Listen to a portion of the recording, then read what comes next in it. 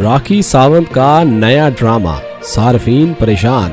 जी हाँ, बॉलीवुड की अदाकारा राखी सावंत और उनके साबका शौहर आदिल खान दुरानी के आए दिन नित नए तनाज़ात से अब उनके सार्फिन भी परेशान हो गए हैं और उनके ड्रामों को बंद करने का कह रहे हैं।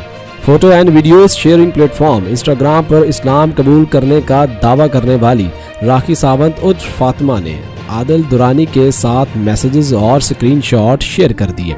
साथ ही उन्होंने अपने निकाह नामे की कॉपी और निकाह की वीडियो भी एक बार फिर शेयर की तो सोशल मीडिया सार्फिन उन दोनों के आए दिन के ड्रामों पर परेशान हो गए और कमेंट्स में तबसरा करते हुए उन्हें बंद करने का कह दिया। जबकि एक सार्फ ने सवाल उठाया कि हर चीज सोशल मीडिया पर साबित करना क्यों जरूरी है। राखी सावंत की जानिब से शेयर किए गए साबका शौहर के पैगामात के स्क्रीनशॉट से मालूम होता है कि Adil Khan Durrani reality show big